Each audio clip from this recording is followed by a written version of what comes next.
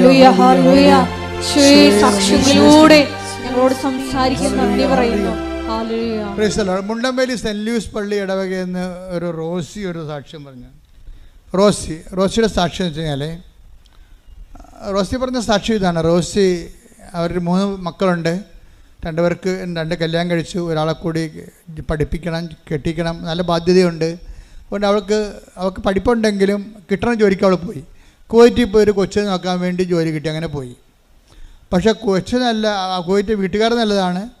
ആ കുഞ്ഞും അവളെ ചെന്നതിന് ശേഷം പ്രസവിച്ച ഒരു മാലാഹ കുഞ്ഞാണ്.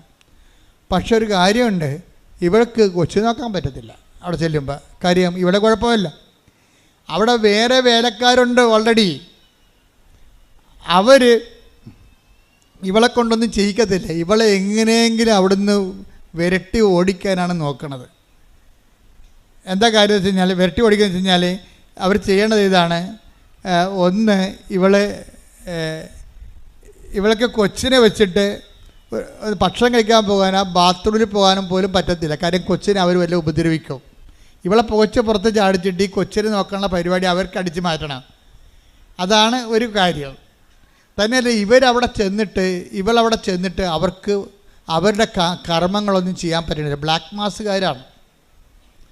കർത്താവിനെ അപമാനിക്കുന്ന കുറേ പിശാചിൻ്റെ കുർബാന നടത്തുന്ന ആൾക്കാരില്ലേ, അതായത് നരകത്തിന് അവകാശമാക്കാൻ വേണ്ടി വിധിക്കപ്പെട്ടിരിക്കുന്ന സംഭവങ്ങൾ, ഇവരാണ് അവിടെ ആ കുവൈറ്റ് വീടിനെ കൈകാര്യം ചെയ്യണത്.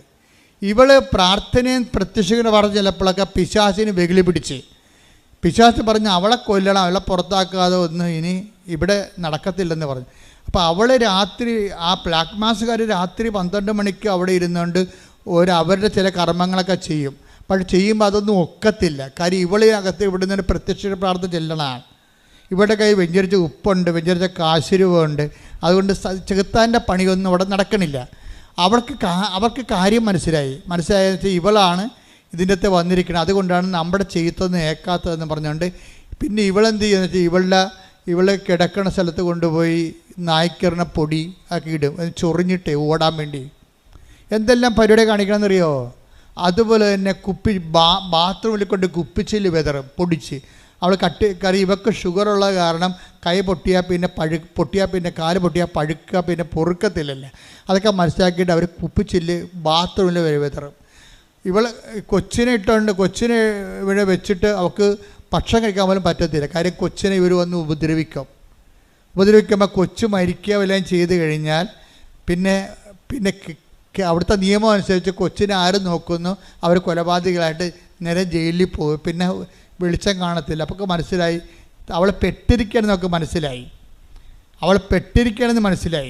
അപ്പം നിങ്ങൾ ചാടിക്കയറിയൊക്കെ ഓരോ സ്ഥലത്ത് പോകുമ്പോഴേ സംശയം ഉണ്ടെങ്കിൽ അച്ഛനോട് ചോദിക്കണം. ഇത് ഞങ്ങളുടെ നിവർത്തിക്കേട് കൊണ്ടാണ് ഇപ്പോൾ ഈ രാജ്യത്ത് പോകാൻ പോണത്, ഇത് വർക്കൗട്ട് ചെയ്യുക, കർത്താവ് എന്ത് പറയണേ, അത് നമുക്കറിയാൻ ബാധ്യസ്ഥരാണ് നമ്മളെ. ഇതൊക്കെ അറിയാൻ പറ്റുന്നില്ലെങ്കിൽ പിന്നെ എങ്ങനെയാണ് നമ്മൾ thy will be done, thy kingdom come എന്ന് പറഞ്ഞ് പ്രാർത്ഥിക്കണത്? എന്നുവെച്ചാൽ വിധി പോലെ നടക്കണമെന്ന് എൻ്റെ അർത്ഥം അല്ല. നമ്മളെ വിധിയിൽ വിശ്വസിക്കുന്നവരില്ല.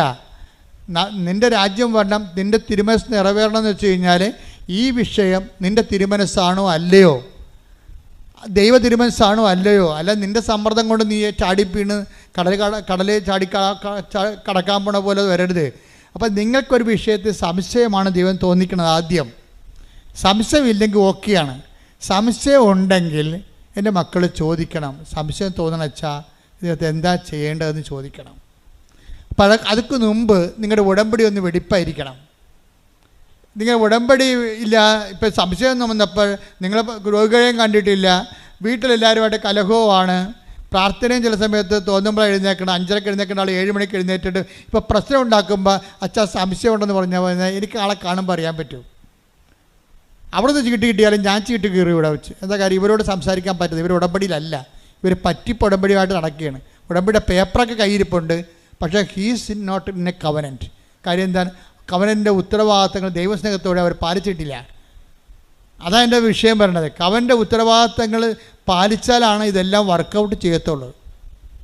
എന്താ കാര്യം വെച്ച് കഴിഞ്ഞാൽ വിശ്വാസ ആവിഷ്കാരങ്ങൾ നമ്മൾ ശ്രദ്ധിക്കണം. വിശ്വാസ ആവിഷ്കാരങ്ങൾക്ക് ആകപ്പാട് ജനത്തിന് അറിയാവുന്ന പ്രാർത്ഥനയാണ്. ആകപ്പാട് ജനങ്ങളെല്ലാം കുർബാന പോലും ആൾക്കാർ ചോദിക്കും, കുർബാന അച്ഛമ്മോട് ചോദിക്കുമ്പോൾ ബ്രദർ കുർബാന ചൊല്ലിയതാണോ? അല്ല, അച്ഛനായിട്ടില്ലെന്ന് പറയും.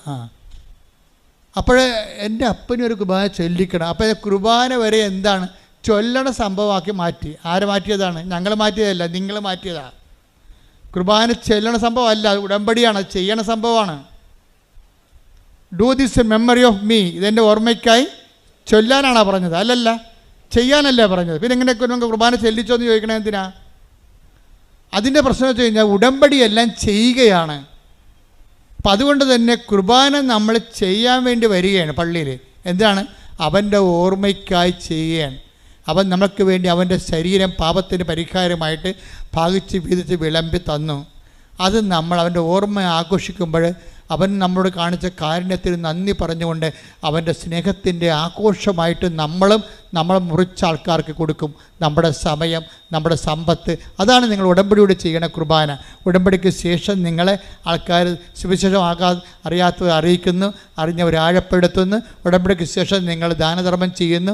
നിങ്ങൾ അനുഭവിക്കേണ്ട, നിങ്ങളുടെ മക്കളും അനുഭവിക്കേണ്ട സമ്പത്ത് മറ്റുള്ളവർക്ക് കൂടി പങ്കുവെച്ച് കൊടുക്കുമ്പോൾ മുറിച്ച് കൊടുക്കുകയാണ്. കുർബാന തുടരുകയാണ്. മാസ് ഒരിക്കലും എൻഡ് ചെയ്യുന്നില്ല. കൾട്ടിക്ക് അതായത് ലിറ്ററേച്ചറിക്കൽ മാസാണ് എൻഡ് ചെയ്യണത്. ബയോളജിക്കൽ മാസ് തുടർന്നുകൊണ്ടേയിരിക്കും. ഫെയ്ത്ത് മാസ് ഫെയ്ത്ത്ഫുള്ള് തുടർന്നുകൊണ്ടേയിരിക്കും. അത് ഓർമ്മ തൊട്ട് ഓർമ്മ വരെയാണ് ആ കുർബാന. നമ്മൾ രാവിലെ എഴുന്നേൽക്കുമ്പോൾ നമുക്കൊരു ഓർമ്മയുണ്ട്. നമ്മൾ കിടന്നുറങ്ങുമ്പോൾ ആ ഓർമ്മ അസ്തമിക്കുമ്പോൾ ഓർമ്മ തൊട്ട് ഓർമ്മ വരെയാണ് കുർബാന നിൽക്കുന്നത്. അവൻ്റെ ഓർമ്മയ്ക്കായി നമ്മൾ ചെയ്യണത്. കൈയടിച്ച് ശ്രുതിക്കട്ടെ. ആ ഈ കുടുപ്പിലെല്ലാം ഒരു ദൈവസ്നേഹത്തിൻ്റെ അഭിഷേകം ഉണ്ടാകണം. അതാണ് നിങ്ങൾ എഫേസ്യസ് നമ്മൾ വായിച്ചത് 8:17 എന്താണ്? നിങ്ങൾ സ്നേഹത്തിൽ വേരുപാകി ആഴപ്പെടുവിൻ. അങ്ങനെ ആഴപ്പെട്ടാൽ എന്ത് സംഭവിക്കും? നിങ്ങൾ വീണു പോവുകയില്ല. അതുപോലെ തന്നെ നമ്മുടെ ഉത്തരവാദിത്തങ്ങൾ, കുടുംബത്തോടുള്ള ഉത്തരവാദിത്തമുണ്ട്, കുഞ്ഞുങ്ങളോടുള്ള ഉത്തരവാദിത്തമുണ്ട്. ഉത്തരവാദിത്തങ്ങൾ നിറവേറ്റണതും വീഴ്ച വരാതിരിക്കാനുള്ള ഒരു കാരണമാണ്. നിങ്ങളൊരു ഭാര്യയാണ്, നിങ്ങളുടെ ഭർത്താവാണ്, നിങ്ങളുടെ വിദ്യാർത്ഥിയാണ്, നിങ്ങൾക്ക് ഉത്തരവാദിത്തമുണ്ട്. പഠിക്കുക, നല്ലവണ്ണം മാർക്ക് വാങ്ങിക്കുക, മാതാപിതാക്കന്മാരുടെ ആ കുടുംബത്തിൻ്റെ ചൈതന്യത്തിൽ ജീവിക്കുക, പറ്റുന്നവർക്ക് ദൈവത്തിൻ്റെ നാമം അറിയിക്കാൻ വാക്കും പ്രവൃത്തിയും ഉപയോഗിക്കുക. അപ്പോൾ അതെല്ലാം ഒരു ദൈവനിവേശിത പ്രവർത്തനങ്ങളാണിതെല്ലാം. ഇങ്ങനെയുള്ള പ്രവർത്തനങ്ങളിലൂടെ വളർന്നു വരുമ്പോൾ എന്താ പറ്റണത്? നമ്മൾ സ്നേഹത്തിൽ വേരുപാകുകയാണ്. സ്നേഹത്തിൽ വേരുപാകി വേരുകൾ ആഴപ്പെടുകയാണ് ചെയ്യണത്. അങ്ങനെ ഉത്തരവാദിത്തങ്ങൾ പത്രോസ് പറയത്തില്ലേ, സകല ഉത്തരവാദിത്തങ്ങൾ നിറവേറ്റി പിടിച്ചു നിൽക്കുവേൻ, അപ്പോൾ നിങ്ങൾ വീണു പോകത്തില്ല.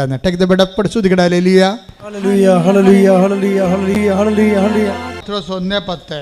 ആകയാൽ സഹോദരരെ നിങ്ങളുടെ വിളിയും തിരഞ്ഞെടുപ്പും ഉറപ്പിക്കുന്നതിൽ കൂടുതൽ ഉത്സാഹമുള്ളവരായിരിക്കുവിൻ.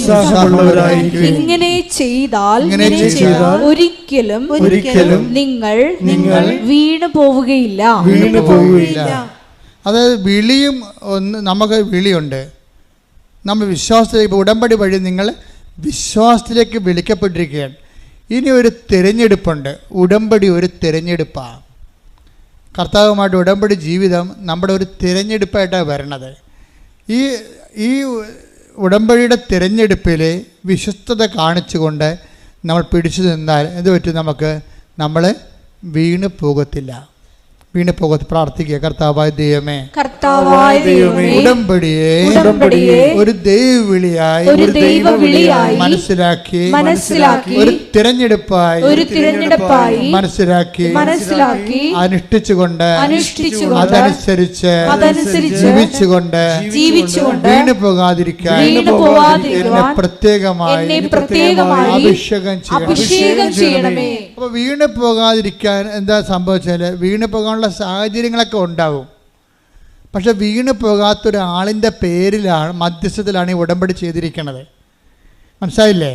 സ്വന്തം മകൻ ഒരു കുറവിറച്ചിയായി തലക്ക് മുകളിൽ തൂങ്ങുമ്പോഴും അവൾ വീണു പോകാതെ നിൽക്കണം എന്നാണ് യോഹന്നാൻ പറയണത്. എന്താണ്? യേശുവിൻ്റെ അമ്മ പറഞ്ഞ്, യേശുവിന്റെ അമ്മ അവന്റെ കുരിശിന്റെ ചുവട്ടിൽ നിന്നിരുന്നു. എങ്ങനെ നിൽക്കണം? 3 മണിക്കൂർ നിൽക്കാൻ പറ്റുമോ അവിടെ? എന്ത് പരുവക്കേടായിട്ടാണ് വീട്ടിൽ നിന്ന് വന്നത്? വെളുപ്പാങ്കാലത്ത് ഇറങ്ങിയതാ, കുരിശും ചുവന്നുണ്ട്. ആ വെളുപ്പാങ്കാലത്ത് ഇറങ്ങിയ യാത്ര, 6 മണിക്ക് ഇറങ്ങിയ യാത്ര ശരിക്കും പറഞ്ഞാൽ ഗാൽവരിയിൽ വരുമ്പോൾ 12 മണിയായി. അപ്പോൾ എന്തൊരു താമസം പിടിച്ച്, എന്തൊരു വെയിൽ! ഒന്നാമത്തെ നിസ്സാം മാസത്തിലെ വെയിൽ. ഞാൻ ആ നിസ്സാം മാസത്തിൽ അവിടെ പോയ ആളാണ്. 43 ഡിഗ്രിയാണ് ഇസ്രയേലിൻ്റെ ചൂട്. ഈ ചൂടിൻ്റെ അകത്ത് തിളച്ച് ചോര ഒഴുകുമ്പോൾ വെറുതെ നിന്നാൽ പോലും നമ്മൾ പപ്പടമായി പോവും, മുരിഞ്ഞ പപ്പടമായി പോവും. ആ ഒരു അവസ്ഥയിൽ വന്ന് നിന്ന ആൾ എങ്ങനെയാണ് ക്രിസ്തുവിന് പോലും വെള്ളം കൊടുക്കാൻ പോയിട്ട് ആ മനുഷ്യന്മാർ കുടിപ്പിച്ചില്ല. അപ്പോൾ വെള്ളം കിട്ടാതെ ക്രിസ്തു മാത്രമല്ല അവിടെ നിന്നിരിക്കണത്, അമ്മ പോലും ഒരിറ്റ് വെള്ളം കിട്ടാതെ രാവിലെ 6 മണി തൊട്ട് 12 മണി വരെ നിന്ന ആൾ ക്രിസ്തുവിനെ അടക്കുമ്പോൾ 3 മണിയാകും. അപ്പം അത്രയും മണിക്കൂർ നിൽക്കുന്ന ആൾ എന്നിട്ടും വീണില്ലെന്നാണ് പറയണത്. ഉത്തരവാദിത്തമുള്ളവർ വീഴത്തില്ല, ഉത്തരവാദിത്ത ബോധമുള്ളവരും വീഴത്തില്ല. അതുകൊണ്ടാണ് ബൈബിൾ പറയണത് ഉത്തരവാദിത്തങ്ങൾ നിറവേറ്റിക്കൊണ്ട് പിടിച്ചു നിൽക്കാൻ പറയണത്. സകല ഉത്തരവാദിത്തങ്ങൾ നിറവേറ്റി. കാര്യം നമ്മളിപ്പോൾ ഞാനൊരു വൈദികനാണ്, ഞാൻ വൈദികൻ്റെ ഉത്തരവാദിത്തങ്ങൾ കൃത്യമായിട്ട് നിറവേറ്റിയാൽ എനിക്ക് വീഴ്ച വരത്തില്ല, തീർച്ചയായിട്ടും വീഴ്ച വരത്തില്ല.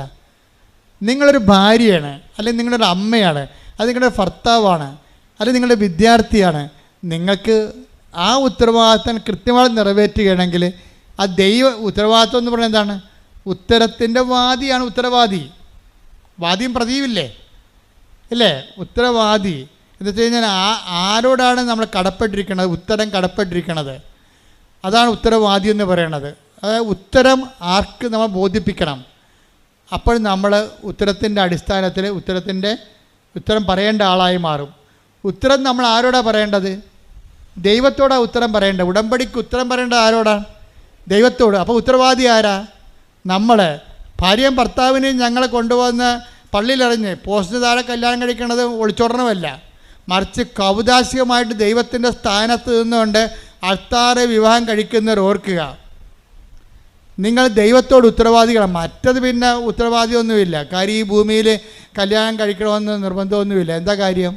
എടാ ദൈവപേടിയുള്ള ദൈവ പൈതൽ നിത്യതയ്ക്ക് വേണ്ടി നിയോഗിക്കപ്പെട്ടവരാണ് കർത്താവിൻ്റെ നാമത്തിൽ വിവാഹം കഴിക്കണത്.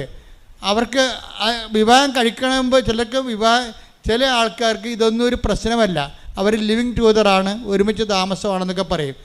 എന്നിട്ട് അവർ അബോർഷൻ ഗുളികയൊക്കെ ഉപയോഗിക്കും. അങ്ങനെ പല മനുഷ്യർ ഈ ഭൂമിയിൽ നിൽക്കും. അവർക്ക് നിത്യതയെക്കുറിച്ച് യാതൊരു ബോധവുമില്ല. നമുക്ക് ഈ ബോധത്തിൻ്റെ കൂടുതലാണ് നമുക്ക്. എന്താ കാര്യം? ഞാൻ പരിശുദ്ധമ്മ ദേവമാതാവിനെ കണ്ട ആളാണ്. അപ്പം നിത്യത എന്താണെന്ന് എനിക്കറിയാം. പക്ഷേ നിത്യതയായിട്ട് അടുക്കണമെങ്കിൽ കുറച്ച് പണിയുണ്ട്. എന്താ കാര്യം? കർത്താവിൻ്റെ കൽപ്പനകൾ പാലിക്കണം, അവൻ പറയണ പോലെ ജീവിക്കണം. അവൻ പറയണ പോലെ ജീവിക്കണമല്ല, നമുക്ക് തോന്നണ പോലെ ജീവിക്കണമല്ല. നമുക്ക് തോന്നുന്ന പോലെ ഇപ്പോൾ ഒരു ഭർത്താവിനെ ഉപേക്ഷിച്ച്, രണ്ടാമത്തെ ഭർത്താവിനെ ഉപേക്ഷിച്ച്, മൂന്നാമത്തെ ഭാര്യയെ ഉപേക്ഷിച്ച് നമുക്കിങ്ങനെ എല്ലാ കുടിയിലും 5-6 മക്കളൊക്കെ ഉണ്ടാക്കി. അങ്ങനെ ഒന്നും സഭയിലില്ല, നിയമമില്ല. കർത്താവ് എന്താ പറയുന്നത്? അവരിരുവരും ഏക ശരീരമായി തീരും. എന്താ അപ്പോൾ ഏക ശരീരമായി തീരുമെന്ന് പറയുമ്പോൾ ആ ദൈവ തിരുസന്നിധിയിലുള്ള ഒരു കവനൻ്റ് ഉടമ്പടിയാണ് ഇവിടെ നടക്കുന്നത്. ആ ഉടമ്പടിയിലുണ്ടാകുന്ന കുഞ്ഞുങ്ങൾ ഉടമ്പടിയുടെ കുഞ്ഞുങ്ങളാണ്. ആ ഉടമ്പടിയുടെ കുഞ്ഞുങ്ങളെ വേദപാഠം പഠിപ്പിക്കാൻ നമ്മൾ ബാധ്യസ്ഥരാണ്. എന്താ കാര്യം? നമ്മൾ പറഞ്ഞിട്ടുണ്ട് കർത്താവിനോട്, വിവാഹത്തിലുണ്ടാകുന്ന കുഞ്ഞുങ്ങളെ പുണ്യപൂർണ്ണമായി വളർത്തിക്കൊള്ളാവുന്ന. അപ്പോൾ ചില ഭർത്താക്കന്മാർ വന്നിട്ട്, ചില ഭാര്യമാർ വന്നിട്ടും പറഞ്ഞു, എൻ്റെ അച്ഛാ ഇയാളൊന്ന് കുമ്പസാരിപ്പിക്ക്. ഇയാൾ എന്നോട് പറഞ്ഞത് കല്യാണത്തിന് പോലും കുമ്പസാരിച്ചിട്ടില്ലെന്നുള്ളതാണ്. കല്യാണത്തിന് പോലും കുമ്പസാരിക്കാത്ത കടവാമ്പോത്തിൻ്റെ കൂടെ നീ ജീവിക്കണത്. എൻ്റെ മകളെ, നീ കുറച്ച് വേർക്കേണ്ടി വരും. കാരണം കഴിഞ്ഞ ദിവസം ഞാൻ ഒരു കടവാമ്പോത്തിനെ കണ്ട്. ഞാൻ എറണാകുളത്ത് നിൽക്കുകയായിരുന്നു, ഞാനും നമ്മുടെ ഡ്രൈവർ മനോജും കൂടി. ഇപ്പം ഞങ്ങൾക്കൊരു ബുക്ക് സ്റ്റോള്, ഒരു പുതിയ ബുക്ക് വന്നിട്ടുണ്ട്, അത് മേടിക്കണം. പക്ഷേ ഞങ്ങൾ ചെന്നപ്പോഴുണ്ട് ആ ബുക്ക് സ്റ്റോൾ അവിടെ ഇല്ല. എവിടെയാണെന്ന് അറിയാനും പാടില്ല. ഞങ്ങൾ ഊഹം വെച്ച സ്ഥലത്ത് അവിടെ ചെന്നപ്പോൾ ഓട്ടോറിക്ഷ സ്റ്റാൻഡിലാണ്. അവിടെ ചെന്നപ്പോൾ ഞങ്ങൾ ഡ്രൈവർ ചോദിച്ചു, ഇന്ന ബുക്ക് സ്റ്റോൾ എവിടെയാണെന്ന് ചോദിച്ചു. ബുക്ക് സ്റ്റോളാ? അവിടെ നിന്നൊരു കണക്കിന് തടി കൂരിക്കൊണ്ട് പോകുന്നു. കുറച്ച് കഴിഞ്ഞപ്പോൾ മനോജ് പറയണം, അയാളുടെ കഴുത്തെ ഉടമ്പടിക്ക് കാശും കിടപ്പുണ്ടായിരുന്നു. അപ്പോഴാണ് എനിക്ക് മനസ്സിലായത് പെണ്ണുമ്പിള്ള പറ്റിച്ച പണിയാണെന്ന്. ഉടമ്പടിയിലെ നേർച്ച വസ്തുക്കളെല്ലാം പ്രയോഗവിധികളിലാണ് അടയാളപ്പെടുത്തിയിരിക്കുന്നത്. ഇപ്പോൾ അതിൻ്റെ അകത്ത് പ്രാർത്ഥനയുണ്ട്, നമ്മൾ പ്രാർത്ഥിക്കുന്ന പ്രാർത്ഥനകളുണ്ട്. പിന്നെ എന്താണ്? പ്രഖ്യാപനമുണ്ട്. നമ്മൾ പത്രം കൊടുക്കത്തില്ലേ, അതെന്താണ്? പ്രഖ്യാപനമാണ്. നിങ്ങളിപ്പോൾ 18 പത്രമേ മേടിക്കുന്നുള്ളൂ. അമേരിക്കക്കാർ എന്നോട് ചോദിച്ചിരിക്കുന്നത് ആ ഇപ്പോൾ അടുത്ത ധ്യാനം ചിക്കാഗോയിൽ നടത്താൻ പോണ ധ്യാനത്തിന് അവരെന്നോട് പറഞ്ഞിരിക്കുന്നത്, നിങ്ങൾ അതിൻ്റെ എന്താണ് PDF അയച്ചതാണ്, ഞങ്ങളിവിടെ പ്രിൻ്റ് ചെയ്ത് വിതരണം ചെയ്തോളാമെന്ന്. കഴിഞ്ഞ ധ്യാനത്തിന് അവരാണ്ട് 10,000 20,000 പത്രം മേടിച്ച് വിതരണം ചെയ്ത്, പത്രം അവിടെ തന്നെ അടിച്ച് വിതരണം ചെയ്ത്. അപ്പോൾ അവിടെ നിന്ന് ആൾക്കാർ അവിടെ കൊടുക്കണത്, ആൾക്കാർ എന്ത് ഭക്തിയോടാണ്. അവിടെ ഇംഗ്ലീഷ് പത്രമാണ് കൃപാസനത്തിൻ്റെത്. ഇപ്പം അടുത്ത ധ്യാനത്തിന് അവർ കൊടുക്കുന്നുണ്ട്. വേറെയും ഗ്രൂപ്പുകൾ പത്രം PDF ചോദിച്ചിട്ടുണ്ട്. വിദേശ രാജ്യങ്ങളിൽ PDF പത്രം ചോദിച്ചാൽ ഞങ്ങൾ PDF അയച്ചു കൊടുക്കും. എന്താ കാരണം വെച്ച് കഴിഞ്ഞാൽ നമ്മളെ സംബന്ധിച്ചിടത്തോളം മാതാവിൻ്റെ പ്രത്യക്ഷീകരണത്തിൻ്റെ സന്ദേശമാണത്. ആ മാതാവിൻ്റെ പ്രത്യക്ഷീകരണ സന്ദേശം അവർക്ക് അടിച്ചു കൊടുക്കാൻ പറ്റുന്നുണ്ടെങ്കിൽ സന്ദേശം കൈമാറണം. എന്താ കാര്യം? സന്ദേശം ലളിതമായി കൈമാറണം. സന്ദേശം എന്താണ്? ദുരന്തമുണ്ടാകാൻ പോണ്, പ്രാർത്ഥിക്കണമെന്നാണ് അമ്മ പറഞ്ഞത്. അപ്പോൾ എന്തുമാത്രം ആൾക്കാർക്ക് ഈ അമ്മയുടെ പ്രത്യക്ഷീകരണത്തിൻ്റെ അടിസ്ഥാനത്തിൽ ലോകം മുഴുവൻ പ്രാർത്ഥിക്കാൻ വേണ്ടി കൃപാസനത്തെ ചുമതലപ്പെടുത്തിയിട്ടുണ്ടോ? കൃപാസനത്തിൽ എല്ലാ മധ്യസ്ഥ പ്രാർത്ഥനക്കാരും അതേ ഉത്തരവാദിത്തമുള്ളതാണ്.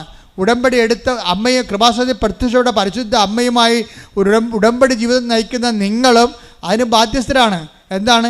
ദുരന്തമുണ്ടാകാൻ പോണ്, പ്രാർത്ഥിക്കണമെന്ന് പറയാൻ. നിങ്ങൾ പത്രം കൊണ്ട് കൊടുക്കുമ്പോൾ നിങ്ങൾ എന്താ പറഞ്ഞത്? അമ്മ കൃപാസനത്തിൽ പ്രത്യക്ഷപ്പെട്ടു, സിൽവർ ഗ്രേയിൽ പ്രത്യക്ഷപ്പെട്ടു, സമയഘടികാരത്തിൽ പ്രത്യക്ഷപ്പെട്ടു, ദുരന്തമുണ്ടാകാൻ പ്രാർത്ഥിക്കണമെന്ന് പറയാൻ വേണ്ടിയാണ്. അമ്മ പ്രത്യക്ഷപ്പെട്ടതിൻ്റെ അടയാളമാണ് അവിടെ കാണുന്ന 100 കണക്കിന് സാക്ഷ്യങ്ങൾ. സാക്ഷ്യമെല്ലാം അമ്മയുടെ പ്രത്യക്ഷീകരണത്തിൻ്റെ അടയാളമാണെങ്കിൽ അത് കൈമാറുന്ന നിങ്ങൾ അമ്മയുടെ പ്രത്യക്ഷീകരണത്തിൻ്റെ സുവിശേഷ സാക്ഷികളാണ്. കൈയടിക്കട്ടെ, ശ്രദ്ധിക്കട്ടെ.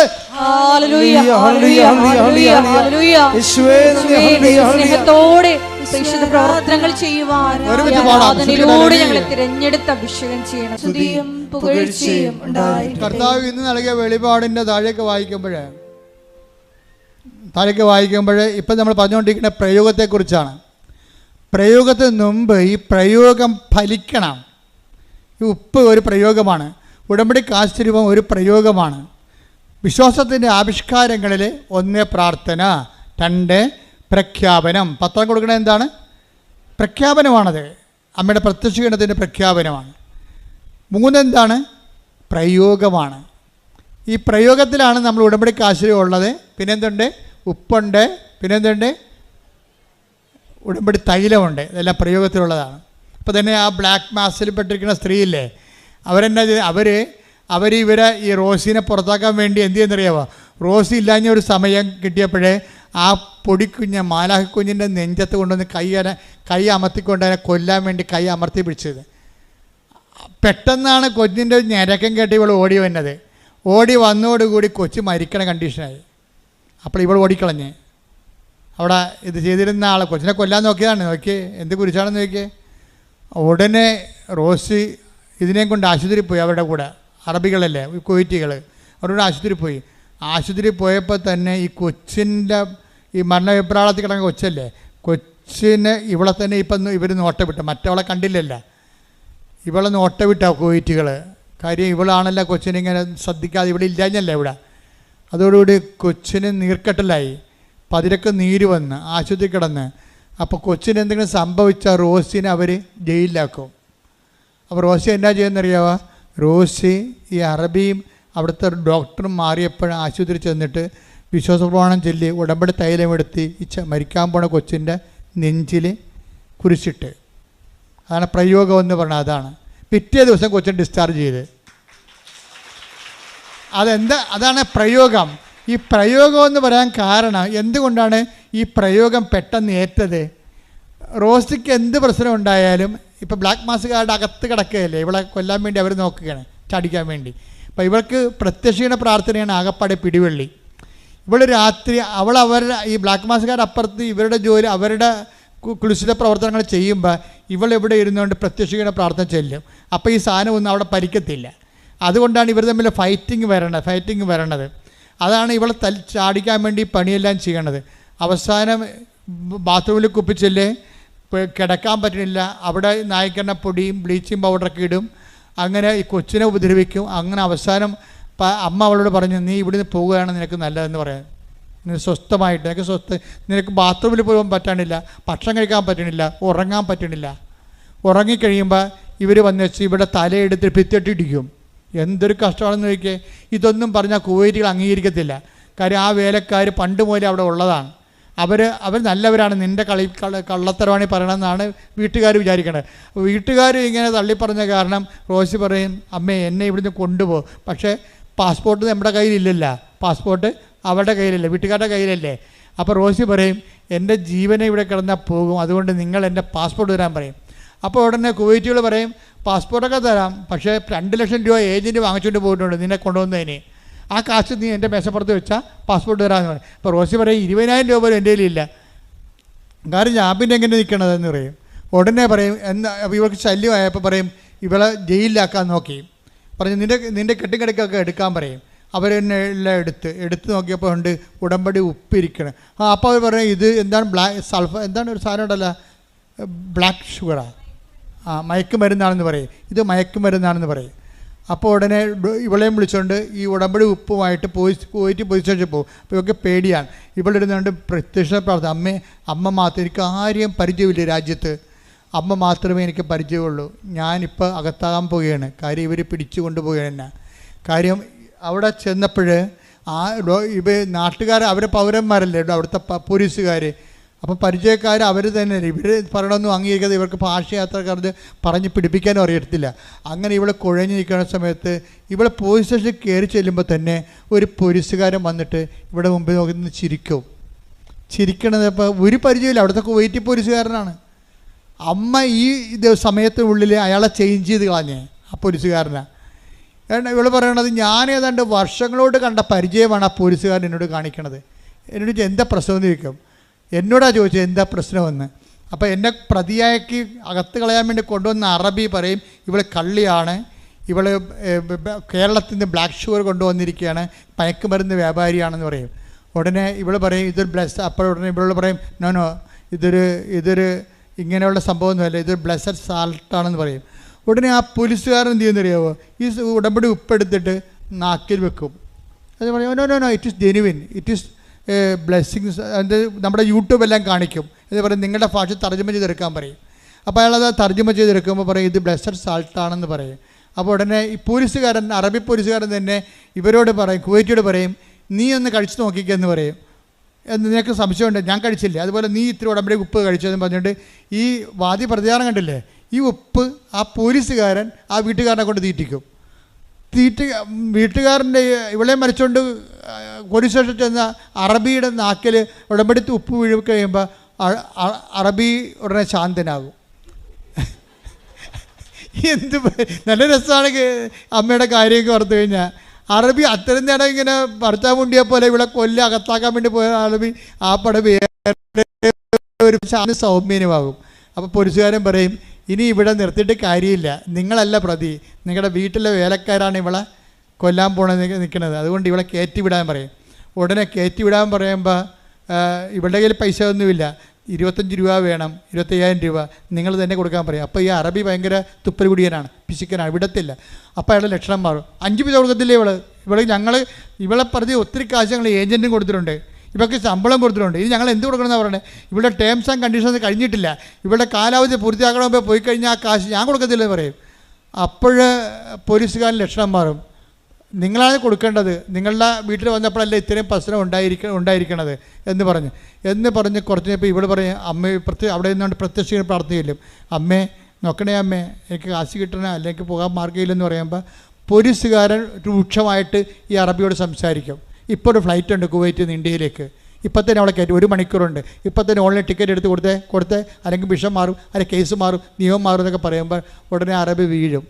ഉടനെ തന്നെ ആ കിട്ടിയ സമയത്ത് തന്നെ ടിക്കറ്റ് എടുത്ത് കൊടുത്ത് അവളെ ഇങ്ങോട്ട് പാക്ക് ചെയ്യും. അത് വെച്ച് കഴിഞ്ഞാൽ ഇന്ത്യയിലേക്ക് പോരും. എന്ത് രസകരമാണ് ഈ സാക്ഷ്യത്തിൻ്റെ പോക്ക്. എന്തുകൊണ്ടാണ് ഇത്രയും കൃത്യമായിട്ട് ഈ ഉടമ്പടിയുടെ ഉപ്പ്, covenant of salt of the covenant എന്തുകൊണ്ടാണ് ഇത്രയും വിജയിക്കണത്? ഏത് പാരാത്രി ആണെങ്കിലും ഉടമ്പടി തന്നെ അവൾ ജീവിക്കണത്, അതാണ് വിഷയം. ഉടമ്പടി തന്നെയാണ് ജീവിക്കുന്നത്. നമ്മളുടെ ഉടമ്പടിയുടെ എല്ലാം വരുമ്പോൾ നമ്മൾ ഉപയോഗിക്കുന്ന വസ്തുക്കൾ നമ്മൾക്ക് അത് തന്നെ നമുക്ക് അതിൻ്റെ പവർ റിലീസ് ചെയ്ത് നമുക്ക് കിട്ടണമെന്നുണ്ടെങ്കിൽ നമ്മൾ അതിനോട് വിശ്വസ്തത പാലിക്കണം. ഉടമ്പടിയിലെ തൈലത്തിനും അപ്പം ഞാൻ പണ്ട് പറയുമായിരുന്നു, എന്നിട്ട് ഒരു ചാനലുകാരൻ നമുക്ക് നെഗറ്റീവായിട്ട് സാധനം ഇട്ടിട്ടുണ്ട്. അതായത് ഇവിടെ ഈ ഉടമ്പടി ഉപ്പിനെക്കുറിച്ച് എനിക്ക് അറിയത്തില്ലായിരുന്നു, സത്യം പറഞ്ഞാൽ. ഉടമ്പടി കാശ്മീരത്തെക്കുറിച്ച് എനിക്ക് അറിയത്തില്ലായിരുന്നു, ഉടമ്പടി തൈലത്തെക്കുറിച്ച് അറിയത്തില്ലായിരുന്നു. ഇതെല്ലാം എഴുതിക്കൊണ്ടിരിക്കുന്ന ഒരു 12 മണിക്കൂർ സമയമുണ്ട്. ഈ 12 മണിക്കൂറിനുള്ളിൽ പുസ്തകം 75 പേജാണ് ഞാൻ എഴുതുന്നത്. തൈക്കാട്ടുശ്ശേരി ഇരുന്നുകൊണ്ട് പ്രാർത്ഥിച്ച് വിശ്വാസപ്രമാണം ചൊല്ലിക്കൊണ്ട് എഴുതുകയാണ്. കർത്താവ് എനിക്കിങ്ങനെ ആശയങ്ങൾ തന്നുകൊണ്ടിരിക്കുന്നു. അതെല്ലാം പിന്നീട് അപ്പോൾ എഴുതുന്ന സമയത്ത് ഇതെല്ലാം വരുന്നതാണ്. അപ്പോൾ ഇതിനെക്കുറിച്ച് പിന്നീട് പഠിച്ചു നോക്കുമ്പോഴാണ് ഈ ഉടമ്പടി ഉപ്പെന്ന് പറയുന്ന ഉടമ്പടിയുടേതാണെന്നൊക്കെ പിന്നെയാണെന്നൊക്കെ അറിയണത്. ഉപ്പെന്ന് പറഞ്ഞ ഉടമ്പടിയുടേതാണെന്ന് ഈശോ പറയുന്നുണ്ട്. പക്ഷേ എൻ്റെ റെഫറൻസ് ഒന്നും എനിക്ക് അറിയത്തില്ലായിരുന്നു. അതേസമയം തന്നെ ഉടമ്പടി തേനെന്നാണ് ആദ്യം എഴുതിയത്. തേനെന്ന് എഴുതിയപ്പോൾ തന്നെ കൃപാസനത്തിൽ പ്രശ്നമുണ്ടായി. തേന് വിൽക്കുന്ന ആൾക്കാർ വന്ന് ഇവിടെ തോന്നിവാസം പറഞ്ഞ് അവരെന്നോട് പറഞ്ഞ് തേന് വിൽക്കുന്ന ആൾക്കാർ തോന്നിവാസം പറയുന്നുണ്ട്, തേന് നിറക്കാൻ കണ്ടിട്ട്. അപ്പോൾ ഞാൻ പറഞ്ഞ് അത് പരിശുദ്ധമ്മയുടെ ഇടപെടലാണ്. ഞാനിവിടെ തേന് എൻ്റെ അടുത്ത് ഉടമ്പടിയുടെ ഭാഗം എഴുതിക്കൊണ്ടിരിക്കുകയാണ്. അപ്പോൾ തേൻ ഉടമ്പടിയുടെ ഭാഗമല്ല. അത് അപ്പോഴാണ് എൻ്റെ മനസ്സിൽ പരിശുദ്ധാത്മാവ് പറഞ്ഞത്, ഉടമ്പടി തൈലമുണ്ട്, ഒലിവ് ഓയിലാണ് ഉടമ്പടിയുടെ ഭാഗം. നോക്കിയേ, ദൈവം തിരുത്തുന്ന രീതി കണ്ടില്ലേ? ദൈവം ആരും വഴി നമുക്ക് തിരുത്താൻ പറ്റും നമ്മളാ എന്ന് വെച്ച് കഴിഞ്ഞാൽ ദൈവം തിരുത്തുമ്പോഴെന്ന് വെച്ചാൽ അത് ഉടമ്പടി തേനിനെ മാറ്റി തൈലമാക്കിയത് പരിശുദ്ധമ്മ നേരിട്ടാണ് ആക്കിയിരിക്കണത്. അതുകൊണ്ടാണ് ആ അറബിയുടെ ആ കുഞ്ഞ് മരിക്കാൻ പോകുമ്പോൾ അതിൻ്റെ നെഞ്ചത്ത് ഉടമ്പടി തൈലം പൂശുമ്പോൾ അത് ജീവനിലോട്ട് വന്നിട്ട് ഇവളുടെ ജീവിതം തന്നെ രക്ഷപ്പെട്ടു വരണത് അങ്ങനെയാണ്. അതായത് പക്ഷേ ഇതെല്ലാം ഉപയോഗിക്കുമ്പോൾ ഇതിനെല്ലാം പ്രയോഗം എന്നാണ് പറയണത്.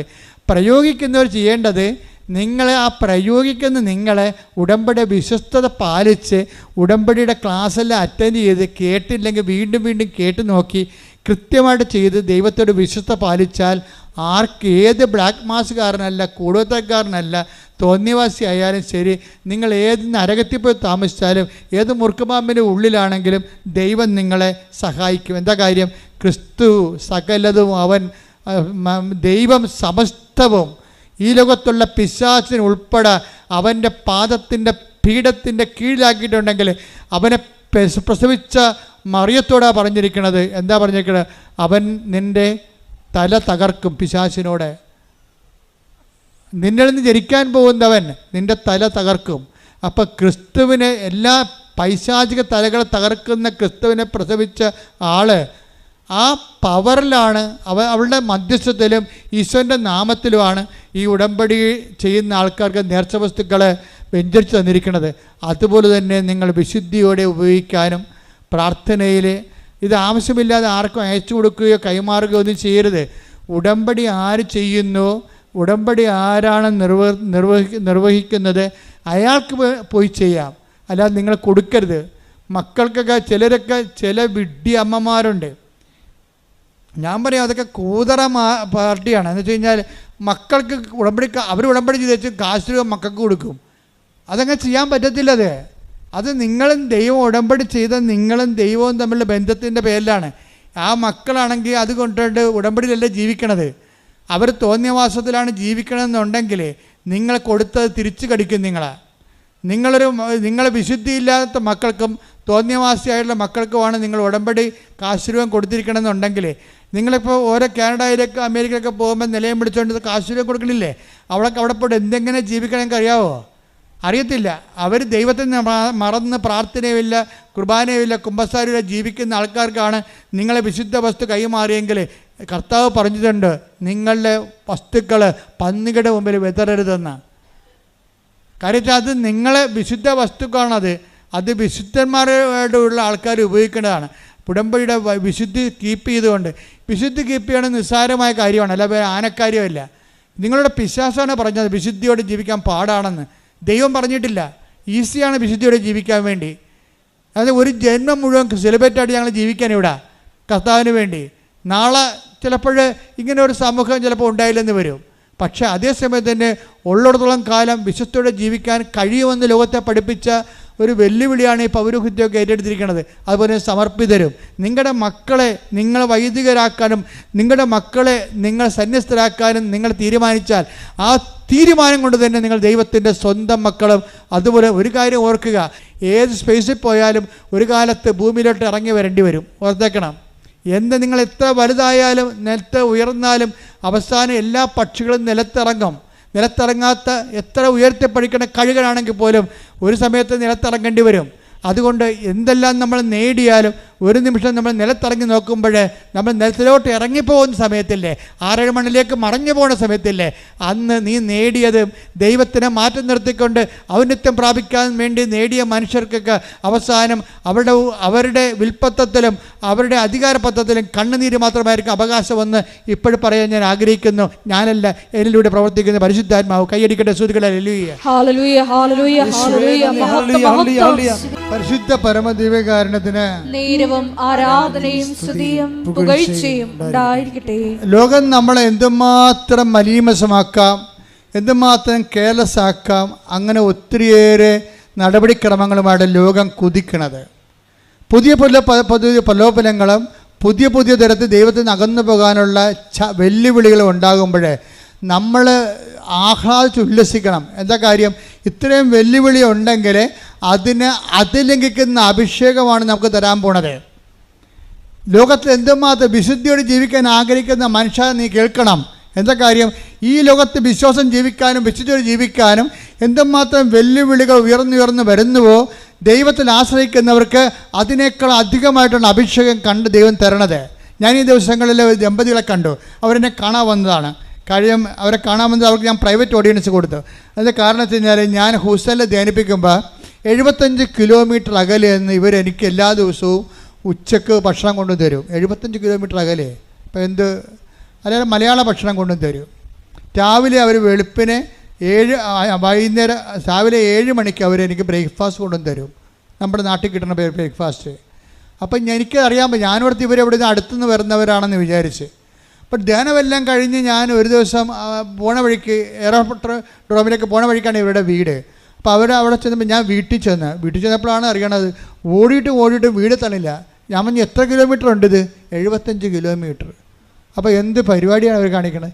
75 കിലോമീറ്റർ അകലെയെന്ന് ഈ 4 ദിവസവും രാവിലെയും ഉച്ചക്കും വൈകുന്നേരവും അങ്ങോട്ടും ഇങ്ങോട്ടും ഭാര്യയും ഭർത്താവും കൂടി ഭക്ഷണം കൊണ്ടുവന്ന് തരികയാണ് ഞങ്ങൾക്ക് എല്ലാവർക്കും. ഞാൻ അവിടെ ഉള്ള കാരണം അവിടെയുള്ള എല്ലാ അച്ഛന്മാർക്കും കിട്ടി. എന്താ കാര്യം വെച്ച് കഴിഞ്ഞാൽ അതുകൊണ്ട് അവരിവിടെ വന്നപ്പോൾ ഞാൻ പറഞ്ഞു ഓക്കെ കാണാമെന്ന് പറഞ്ഞപ്പോൾ ഞാൻ അവരോട് ചോദിച്ചേ, നിങ്ങളുടെ വീട്ടിൽ ഞാൻ വന്നില്ലേ? അപ്പോൾ കൃപാസനം മാതാവിനെ അവിടെ പ്രതീക്ഷിച്ചിട്ടുണ്ട് അവരുടെ വീട്ടിൽ.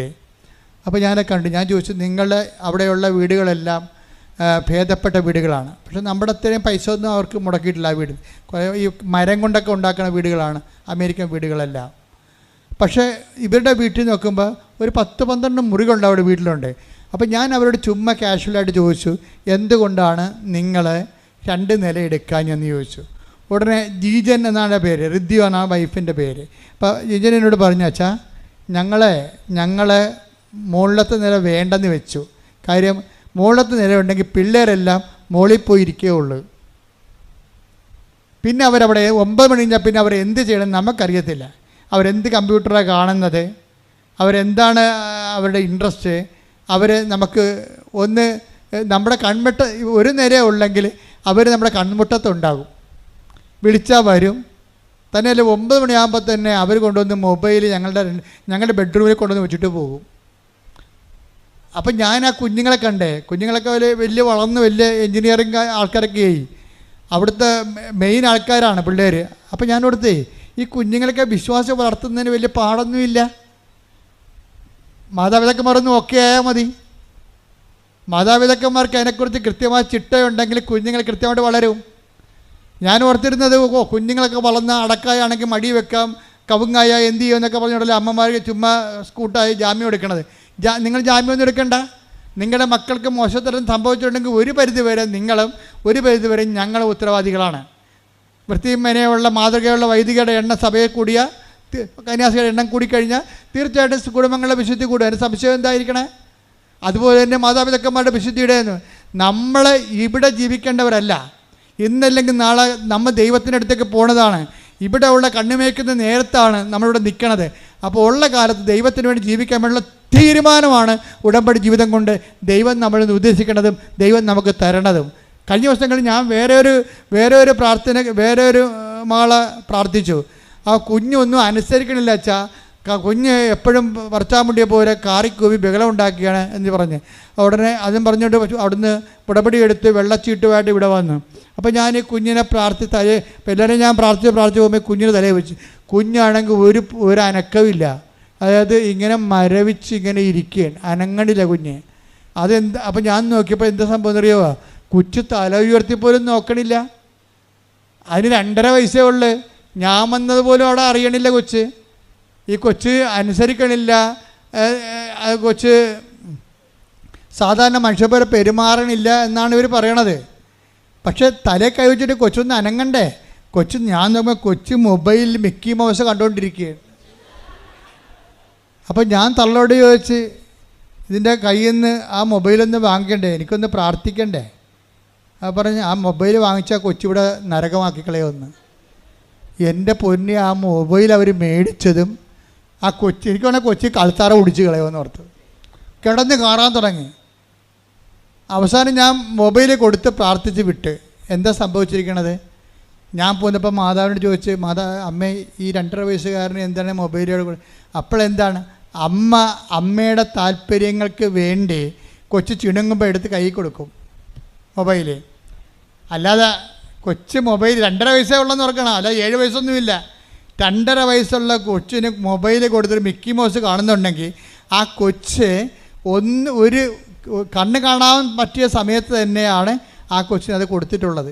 ഇവൾക്ക് എന്താ ജോലിയോ ഇവൾക്ക് കമ്പ്യൂട്ടർ വർക്കൊക്കെ തുടങ്ങുകയാണ്. പിള്ളേർ കിടന്ന് ബഹളം ഉണ്ടാക്കാതിരിക്കാൻ വേണ്ടി എന്തു ചെയ്യും? പിള്ളേരുടെ കയ്യിൽ മൊബൈൽ എടുത്ത് കൊടുക്കും. പണ്ടാണെങ്കിൽ അമ്മമാരിങ്ങനെ തേനൊക്കെ ഇട്ടിട്ട് ഒരു സാധനം ഉണ്ടല്ലോ, ഇപ്പോഴത് ചപ്പണത്, അത് കൊടുത്തെങ്കിൽ കുഴപ്പമില്ല, ഇത്തിരി തേനല്ലേ പോകത്തുള്ളൂ നമുക്ക്. അതിന് പകരം മൊബൈൽ കൊടുത്തപ്പോൾ എന്നാ പറ്റി?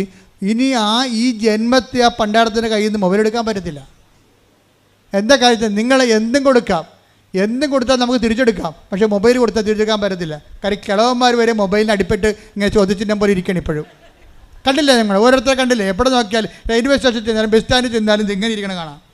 വേറെ ആരും കാണത്തില്ല. ഇങ്ങനെ ചോദ്യചിഹ്നം പോലെ കാലത്തിൻ്റെ മേൽ ദൈവം ഉയർത്തിയ ചോദ്യചിഹ്നമാണ് മൊബൈൽ എന്ന് പറയണത്. അത് ഉപയോഗിക്കുന്ന രീതികളിലാണ് പ്രശ്നം വന്നിരിക്കുന്നത്. അത് നമ്മൾ ഈ 2.5 വയസ്സിന് പോലും നമുക്ക് ശ്രദ്ധിക്കാൻ പറ്റുന്നില്ലെങ്കിൽ ഈ ജന്മത്തെ അതിനെ രക്ഷിക്കാൻ പറ്റുമോ? ഇല്ല. സ്ക്രീൻ ടൈം എന്ന് പറയണത് ആ കുഞ്ഞിന് ഏതാണ്ട് ഒരു ദിവസം 20 മണിക്കൂറാണെന്ന് തോന്നുന്നു. ഞാൻ പറഞ്ഞത് എന്ത് പ്രശ്നം ഉണ്ടായാലും അതിനെ പറിച്ച് മാറ്റാൻ പറഞ്ഞു ഞാൻ ഇടയ്ക്കെന്ന്. ഇനി ഈ ഒരു 5 കൊല്ലത്തേക്ക് ഈ സാധനത്തിന് ഇത് കാണിക്കരുതെന്ന് പറഞ്ഞ് കുറച്ച് കഴിയുമ്പോൾ കൊച്ച് ശരിയാകും. പക്ഷേ അവർ കാണിക്കുമെന്ന് തോന്നില്ല. അവർ കൊച്ചു കഴിഞ്ഞാൽ അപ്പം തന്നെ എടുത്ത് കൊടുക്കും ഇത്. അപ്പോൾ നിങ്ങളെ ഇങ്ങനെ മൊബൈലിൽ കുഞ്ഞിനെ കൊടുത്തേക്കാമെന്ന് പറഞ്ഞുകൊണ്ടാണ് പ്രസവിക്കാൻ പോകണമെങ്കിൽ ഇപ്പം തന്നെ തീരുമാനമായെന്ന് പറഞ്ഞതാണ്, വേറെ പ്രശ്നമൊന്നുമില്ല. പുതിയ ആൾക്കാരൊക്കെ ഒന്ന് കേൾക്കണേ ഇത്.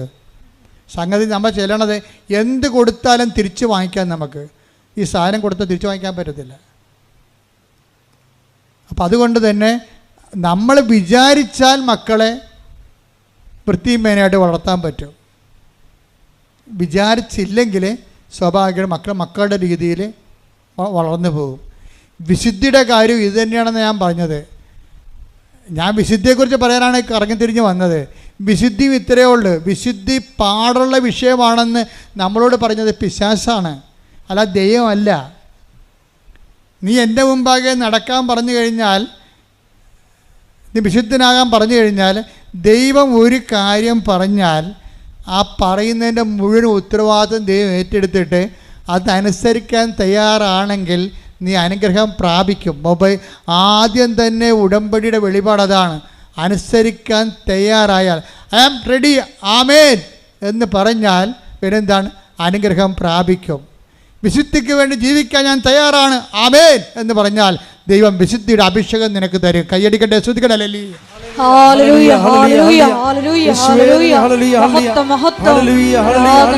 ഇതിലൂടെയാണ് നമ്മൾ സഞ്ചരിച്ച് അവസാനിപ്പിക്കുന്നത്. ആ വചനത്തിന് താഴെ അവർ കുറേ നാളത്തേക്ക് വിശ്വസിക്കുന്നു എന്നാണ് പറഞ്ഞത്. കാര്യം വേരില്ലാത്തത് കൊണ്ട്. വേരെന്താണ്? പരസ്നേഹത്തിൻ്റെ പ്രവർത്തികളാണ് വേരെന്ന് പറഞ്ഞു. അതെല്ലാം കഴിഞ്ഞ ശേഷം താഴെ വരുന്ന വചനം വായിച്ച് മുള്ളുകളുടെ വീണിനെക്കുറിച്ച് പറയുന്നുണ്ട്. 15 വായിച്ച് 8-15. നല്ല നിലത്ത് വീണതോ, പറഞ്ഞ നല്ല നിലത്ത് വീണതോ, നല്ല നിലത്ത് വീണതോ, വചനം കേട്ട് ഉത്കൃഷ്ടവും നിർമ്മലവുമായ ഹൃദയത്തിൽ അത് സംഗ്രഹിച്ച് ക്ഷമയോടെ ഫലം പുറപ്പെടുവിക്കുന്നവരാണ്. ഇതാരാണ് ശരിക്കും പറഞ്ഞ? ഇതാണ് മറിയം എന്ന് പറയുന്ന ആള്. പിടികിട്ടിയ? അതായത് മറിയത്തിൻ്റെ വാട്ടർ മാർക്കുകൾ ഇങ്ങനെ ബൈബിൾ മുഴുവനും ഇങ്ങനെ സ്പൈനൽ കോഡ് പോലെ പോയിരിക്കുകയാണ്. മറിയമെന്ന് നേരിട്ട് പറയത്തില്ല, മറിയത്തിൻ്റെ സ്വഭാവങ്ങൾ പറയും, രീതികൾ പറയും, സംസ്കാരം പറയും. മറിയം സംസ്കാരത്തിലുള്ളൊരു വചനമാണിത്. എന്താണിത്? മറിയം എന്താ ചെയ്യണത്? നല്ല വിത്ത് വീണതോ വചനം കേട്ട്, പറഞ്ഞേ, നല്ല നിലത്ത് വീണതോ വചനം കേട്ട് ഉത്കൃഷ്ടവും നിർമ്മലവുമായ ഹൃദയത്തിൽ സംഗ്രഹിച്ച് ക്ഷമയോടെ ഫലം പ്രകടിപ്പിക്കുന്നതാണ്. ചില ഫലത്തിന് സഹിക്കുന്ന സ്നേഹം വേണം. അതാണ് ക്ഷമയെന്ന് പറയണത്. ചില ഫലത്തിന് ഇത്തിരി താമസിക്കും. ചില ഫലങ്ങൾ അതിനെന്ത് വേണം? ദൈവത്തോട് സ്നേഹം വേണം. പിന്നെ എന്താണ്? ദൈവത്തിൻ്റെ വചനം പാലിക്കുന്നതിൽ ഒരു സഹനവും വേണം. അല്ലാതെ ഉടമ്പടി എടുത്തല്ലോ, എനിക്ക് കിട്ടിയില്ലല്ലോ, അവൾക്ക് കിട്ടിയല്ല, ഉടമ്പടി എടുക്കാത്ത അവൾക്ക് കിട്ടിയല്ല എന്ന് പറഞ്ഞിട്ടുണ്ട് ഞാൻ ഉടമ്പടി ഡൗൺ ആക്കരുത്. ക്ഷമ പോയെന്നതിൻ്റെ അർത്ഥം മനസ്സിലായില്ലേ? ക്ഷമയെന്ന് പറഞ്ഞാൽ സഹിക്കുന്ന സ്നേഹത്തിനാണ് ക്ഷമയെന്ന് പറയണത്. അപ്പോൾ അതുപോലെ തന്നെ ആ ക്ഷമ ചില കാര്യങ്ങൾ നിറവേറാൻ ദൈവത്തിൻ്റെ സമയം. ദൈവത്തിൻ്റെ സമയമുണ്ട്. ആ ദൈവത്തിൻ്റെ സമയമാണ് നിനക്ക് കുറിച്ച് തരണത്. അപ്പോഴേ ദൈവത്തിൻ്റെ സമയം കുറിച്ചാൽ എല്ലാം ശരിയായിരിക്കും. ഇപ്പോൾ ഉടമ്പടി എനിക്ക് അമ്മ പ്രത്യക്ഷപ്പെട്ട് ദുരന്തമുണ്ടാകാൻ പോണ പ്രാർത്ഥിക്കണമെന്ന് പറഞ്ഞപ്പോൾ തന്നെ അമ്മയ്ക്ക് വേണമെങ്കിൽ എനിക്ക് ഉടമ്പടി തരാമായിരുന്നു, തന്നില്ലല്ലോ. പിന്നെ എത്ര കൊല്ലം കഴിഞ്ഞാണ് തന്നത്? അമ്മ പ്രത്യക്ഷപ്പെട്ടതിന് ശേഷം. അപ്പോൾ 11 കൊല്ലം കഴിഞ്ഞാണ് ഉടമ്പടി തന്നത്. ആ ഉടമ്പടി തന്നെങ്കിലും അത് കോവിഡ് വരെ ഒരുമാതിരിപ്പെട്ട ഒരു ഫസ്റ്റ് ലെയർ ആൾക്കാർ ഉടമ്പടി എടുത്തു കഴിഞ്ഞോ? കോവിഡ് കഴിഞ്ഞപ്പോൾ ഇത്ര പെട്ടെന്ന് ഉടമ്പടി വളർന്നു വരാൻ കാര്യം ആ ഉടമ്പടി 18 വരെ എടുത്തു പോയവർക്ക് ഫലമുണ്ടായി. അവരെല്ലാം സാക്ഷ്യങ്ങളും കൊണ്ടാണ് ഉടമ്പടി നമ്മളുടെ ഈ കോവിഡ് കഴിഞ്ഞപ്പോൾ കൃപാസനത്തിലേക്ക് വന്ന ജനം എന്തുകൊണ്ടാണ് വന്നത്? 16-ലും 17-ലും 18-ലും അവർക്ക് കിട്ടിയ വലിയ സാക്ഷ്യങ്ങൾ കൊണ്ട്. They are coming caring the shapes എന്ന് പറയത്തില്ലേ? അവർ കരഞ്ഞുകൊണ്ട് വിത്തുമായിട്ട് വന്നവരെ, വിതച്ചിട്ട് പോയവരെ അവർ തിരികെ കൊയ്ത കറ്റയുമായി സന്തോഷത്തോടെ ആർപ്പോടെ തിരിച്ചു വന്നു. അവിടെ ആർപ്പ് വിളികളാണ് സാക്ഷ്യമായിട്ട് നമ്മൾ കേട്ടുകൊണ്ടിരിക്കുന്നത്. അതുകൊണ്ട് തന്നെയാണ് ആർപ്പ് വിളികളാണ് സാക്ഷ്യങ്ങൾ. അത് കേൾക്കുമ്പോൾ ആമേൻ പറയുകയും ഹല്ലേലൂയ പറയുകയും എന്നെയും ആർപ്പ് വിളിക്കാൻ അവകാശി ഓഹരിമാക്കണമെന്ന് പ്രാർത്ഥിച്ചുകൊണ്ട് ഇടിമുഴക്കം പോലെ ശ്രദ്ധിക്കട്ടെ.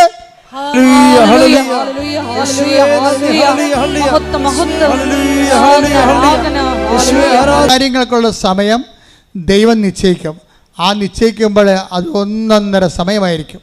എല്ലാ കാര്യവും ഒത്തുവരണ സമയം ദൈവത്തിനറിയാം. അപ്പോൾ നിൻ്റെ ചില വിഷയങ്ങൾക്ക് ദൈവമാണ് അപ്പം തീരുമാനിക്കുന്നത്. അതുകൊണ്ട് നീ ആവശ്യമില്ലാത്ത ക്ഷമയോട് കാണിക്കരുത്. എഴുന്നേൽക്കുക. അത് എല്ലാ വിഷയങ്ങൾക്കും വേണ്ടി പ്രാർത്ഥിക്കാൻ പോവുകയാണ്. എല്ലാ വിഷയങ്ങൾക്കും വേണ്ടി പ്രാർത്ഥിക്കാൻ പോകുമ്പോൾ നിങ്ങൾ അഭിഷേകത്തോട് സൂചിച്ചുകൊണ്ടിരിക്കട്ടെ. അടിപ്പിണ പോലെ വൈദാഖായ ദൈവികമായ ശക്തി ഉച്ചമുതൽ ഉള്ളംകാല് വരെ അയച്ചിറങ്ങിക്കൊണ്ട് എല്ലാ കോശങ്ങളെയും പേശികളെയും അസ്ഥിക്കുളകളെയും അസ്ഥിസന്ധികളെയും കർത്താവിന്റെ കൃപയെ നിറക്കുന്ന സമയമാണ്. ഇടിമുഴക്കം പോലെ ശ്രദ്ധിക്കട്ടെ. കർത്താവേ, നിന്റെ ഉന്നതമായ നാമത്തിന് സ്തോത്രം ചെയ്യുന്ന കർത്താവേ, നിന്റെ വിശുദ്ധ പൗരോഹിത്യത്തെ മഹത്വപ്പെടുത്തണമേ. കർത്താവേ, സഭയിലുള്ള സാന്നിധ്യം പ്രകടമാക്കണമേ.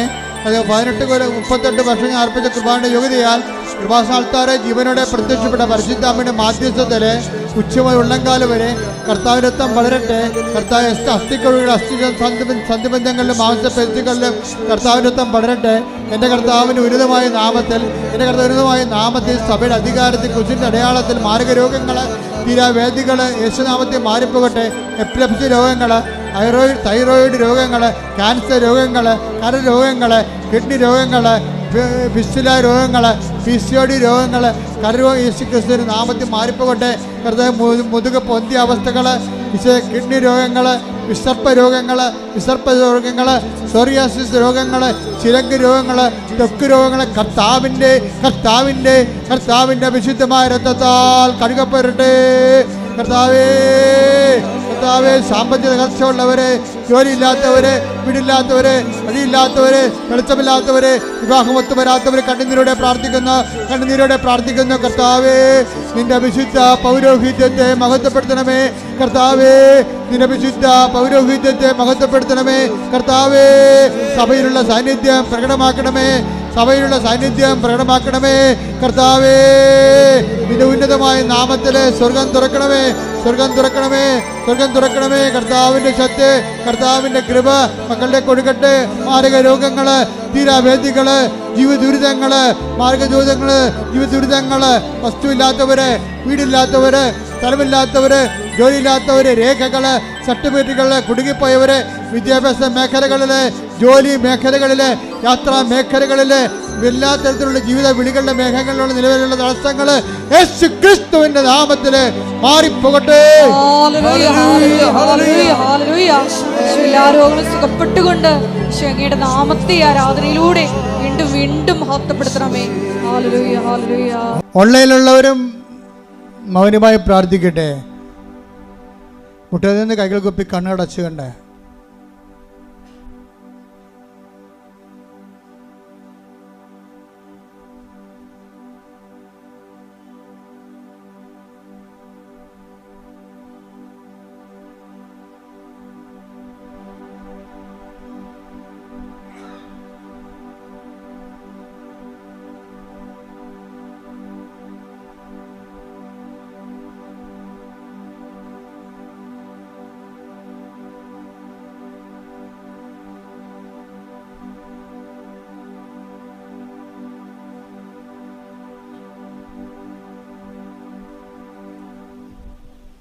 നമുക്ക് സംഭാവന ആശീർവാദം സ്വീകരിക്കാം. ക്രിസ്മസ് നിങ്ങളെ പ്രത്യേകം ആശംസിക്കാൻ എനിക്ക് ആഗ്രഹമുണ്ട്. പക്ഷേ നമ്മളെപ്പോഴും ഉടമ്പടിയിലുള്ളവർ എപ്പോഴും ക്രിസ്മസിലാണ്. ഞങ്ങൾക്കാണെങ്കിൽ ക്രിസ്മസ് വരുന്നു എന്നുള്ള മറ്റുള്ളവരെ പ്രതിയാണ് നമ്മൾ ക്രിസ്മസ് എന്നൊക്കെ പറയണത്. നമ്മൾ 24 മണിക്കൂർ ഇതിൻ്റെ അകത്ത് തന്നെയല്ലേ. ഇതിൻ്റെ തന്നെയാണ് കർത്താവിൻ്റെ ജോലിയും. 24 മണിക്കൂറും ക്രിസ്മസാണ്. ദൈവം ആരിലെല്ലാം ഹൃദയത്തെ ജനിക്കുന്നുവോ ഇവിടെ എല്ലാ ദിവസവും ജനങ്ങളെ ഹൃദയങ്ങൾ ക്രിസ്തു ജനിക്കുന്നുണ്ട്. പരിശുദ്ധ അമ്മ അവരുടെ ക്രിസ്തുവിനെ കൊടുക്കുന്നുണ്ട്.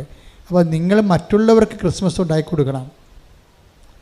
പിന്നെ ക്രിസ്മസ് കാലത്ത് പ്രത്യേകിച്ച് ഉടമ്പടിക്കാർ പ്രത്യേകം ശ്രദ്ധിക്കുക, പാവപ്പെട്ടവരെ കരുതണം. ഇന്നത്തെ കാലത്ത് ഒരു പ്രശ്നം എന്ന് പറയുന്നത് ആരും കൈനീട്ടത്തില്ല. എല്ലാവർക്കും അഭിമാനമുള്ളതുകൊണ്ട് കൈനീട്ടത്തില്ല.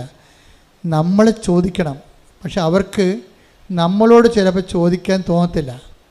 പക്ഷെ നമ്മൾ ചിലരെ കണ്ടിട്ട് അവരെ കാര്യങ്ങൾ അറിഞ്ഞ് സഹായിക്കണം. അപ്പോൾ അവർക്ക് ക്രിസ്മസ് ഉണ്ടാകും, നമുക്കും ക്രിസ്മസ് ഉണ്ടാകും. അപ്പോൾ മറ്റുള്ളവരെ കൂടി അതിനകത്ത് ജാതിയും മതവും ഒന്നും നോക്കരുത്. കാര്യം നമ്മളിവിടെ സൃഷ്ടിച്ചപ്പോൾ എല്ലാവരുടെയും കൂടെയാണ് സൃഷ്ടിച്ചത്. ദൈവം ആദ്യം മരങ്ങളെയും, അതുകൊണ്ട് ഞാൻ മരത്തിൻ്റെ കമ്പ് വെട്ടാൻ പോലും എനിക്ക് ഭയങ്കര സങ്കടമാണ്. നമ്മളെ സൃഷ്ടിച്ച് വിട്ടപ്പോൾ എല്ലാവരെയും അവരെയൊക്കെ ആദ്യം സൃഷ്ടിച്ചിട്ടാണ് നമ്മളെ അവസാനം സൃഷ്ടിച്ചത്. അപ്പോൾ അവരെ എല്ലാവരും നോക്കുക എന്നുള്ള ഉദ്ദേശത്തിലാണ് അവരൊക്കെ സൃഷ്ടിച്ചത്. അല്ലാതെ പിന്നെ നമ്മുടെ ഭക്ഷണത്തിന് വേണ്ടി നമുക്ക് അതിൽ നിന്ന് എടുക്കാം, അല്ലാതെ നമുക്ക് മറ്റൊന്നും ചെയ്യാൻ പറ്റത്തില്ല. മരങ്ങളുടെ കായ്കൾ എടുക്കാം, മത്സ്യങ്ങളെ കഴിക്കാം, നമ്മുടെ ഭക്ഷണത്തിന് വേണ്ടി മാത്രം. അപ്പം അതുകൊണ്ട് എല്ലാവരെയും സൃഷ്ടിച്ചതിന് ശേഷം ആണ് നമ്മളെ സൃഷ്ടിച്ചത്. അതിന് ഒരു കാര്യം, നമ്മൾ അതുങ്ങളെ നോക്കുമെന്നാണ്. വെള്ളം പോലും സൃഷ്ടിക്കുമ്പോൾ വെള്ളം ശുദ്ധിയായിട്ട് സൂക്ഷിക്കണം. അത് നമ്മുടെ ഒരു ജനിതകമായ ഒരു ഉത്തരവാദിത്തമാണ്. പൊതു ഇടങ്ങളെ സംരക്ഷിക്കുക, വിശുദ്ധിയോടെ പരിസരങ്ങൾ സംരക്ഷിക്കുക, എല്ലാം. അപ്പോൾ അതെല്ലാം എവിടെയെല്ലാം നിങ്ങളത് ക്രിസ്തുവിൻ്റെ വാക്കനുസരിച്ച് ക്രിസ്തുവിനെ സംരംഭമാക്കുന്നുവോ അവർക്കെല്ലാം ക്രിസ്മസാണ്. സോ എല്ലാവർക്കും ഹാപ്പി ക്രിസ്മസ്. കൈയടിച്ചുകൊണ്ട് ഒരിക്കൽ കൂടി മരിയനോട് മുമ്പിൽ സമർപ്പിച്ചിരിക്കുന്ന എല്ലാ വിഷയങ്ങളും ദൈവമാതാവിൻ്റെ മധ്യസ്ഥയിലെ ദിവ്യകാരുണ്യ സന്നിധിയിൽ സമർപ്പിച്ച് ഒരു നിമിഷം നമുക്ക് മൗനമായിട്ട് പ്രാർത്ഥിക്കാം. 2 പത്രോസ് 1:17 തിരുവചനം അനുസരിച്ചുകൊണ്ട് ഈശോയെ ഞങ്ങളുടെ വിളിയും തിരഞ്ഞെടുപ്പും ഉറപ്പിക്കുന്നതിൽ കൂടുതൽ ഉത്സാഹമുള്ളവരായി ഉടമ്പടി നിബന്ധനകളും ഒപ്പം തന്നെ ഞങ്ങളുടെ ജീവിത ഉത്തരവാദിത്തങ്ങളും വിശ്വസ്താപൂർവം പാലിച്ചുകൊണ്ട് സ്നേഹത്തിൽ വേരുവാകി ഉറയ്ക്കുവാൻ ഈശോയെ ആരാധനയിലൂടെ ഞങ്ങളെ അഭിഷേകം ചെയ്യണമേ എന്ന് പ്രാർത്ഥിച്ചുകൊണ്ട് നമുക്ക് ശിരസ് നമിച്ച് ദിവ്യകാരുടെ നാഥൻ്റെ ആശീർവാദം സ്വീകരിക്കാം. പ്രധാനപ്പെട്ട അറിയിപ്പ്, എല്ലാ ദിവസവും അനുദിന അനുഗ്രഹ പ്രാർത്ഥന രാവിലെ 5:30 മണിക്ക് അച്ഛൻ നിങ്ങളോടൊപ്പം എഴുന്നേറ്റ് പ്രത്യക്ഷീണ പ്രാർത്ഥന ചെല്ലുന്ന അന്നത്തെ ഓരോ ദിവസമുള്ള ആവശ്യങ്ങളെ അപ്പോഴപ്പോൾ സമർപ്പിച്ച് പ്രാർത്ഥിക്കുന്നു. നിങ്ങളുടെ യാത്ര, ജോലി, താമസം, ഭക്ഷണം, അതുപോലെ തന്നെ നിങ്ങളുടെ ജീവിത മാർഗങ്ങൾ, കുഞ്ഞുങ്ങളുടെ പഠനക്രമങ്ങൾ, അതുപോലെ തന്നെ നിങ്ങളുടെ യാത്രകൾ, നിങ്ങളുടെ ഓരോ ദിവസവും അനുഭവിക്കുന്ന പ്രത്യേക ജീവിത ഭാരങ്ങൾ, ഓരോ ദിവസവും നിങ്ങൾക്ക് ചെയ്തു തരേണ്ട ഉത്തരവാദിത്തങ്ങൾ, അതെല്ലാം സമർപ്പിച്ച് പ്രാർത്ഥിക്കുന്നതാണ് മാതാവിൻ്റെ പ്രത്യക്ഷീകരണ പ്രാർത്ഥനയും അതിൻ്റെ ഉള്ളിൽ നിൽക്കുന്ന നിയോഗങ്ങളും. അതിനുശേഷമാണ് അന്നു വേണ്ട ആവശ്യങ്ങൾക്ക് വേണ്ടി ഉള്ള അഭിഷേക പ്രാർത്ഥന. അതിനുശേഷമാണ് ഡെയിലി ബ്രെഡ്, അതിനു വേണ്ട ആഹാരം പോലെ ഒരു വചനം പങ്കുവെച്ച് നിങ്ങൾക്ക് ആ ദിവസത്തെ സന്ദേശമായി നൽകുന്നത്. ഇതിന് അനുദിന അനുഗ്രഹ പ്രാർത്ഥന എന്നാണ് വിളിക്കുന്നത്. ഒരു ദിവസം 1,35,000 പേര് കൂടുന്നുണ്ട് അതിൻ്റെ അകത്ത്. അപ്പോൾ നിങ്ങൾ കൂടാത്തവരുണ്ടെങ്കിൽ അത്രയും കൂടുകയും അതുപോലെ തന്നെ അത് ഷെയർ ചെയ്യുകയും ചെയ്യണമെന്ന് പ്രത്യേകം ഓർപ്പിക്കുന്നു. മറ്റുള്ളവർക്ക് ഷെയർ ചെയ്യുകയും ചെയ്ത് കൊടുക്കണം. അതുപോലെ നിങ്ങൾ ആ 5:30 തന്നെ നിങ്ങളുടെ ജീവിത ആവശ്യങ്ങൾ, അന്നത്തെ ആവശ്യങ്ങൾ നിങ്ങൾക്കവിടെ മൊബൈലിൽ ടൈപ്പ് ചെയ്ത് കയറ്റേണ്ടതാണ്.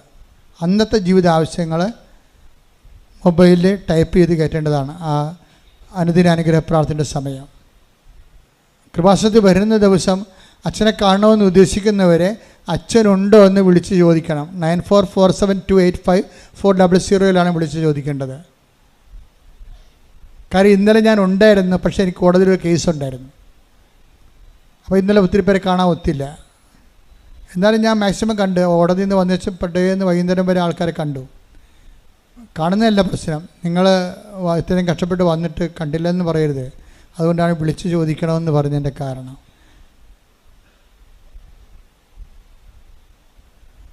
പക്ഷേ ഈ ഉടമ്പടി നിങ്ങളെ ഉടമ്പടി ഹൈ എമർജൻസി കാര്യം മാത്രമാണ്.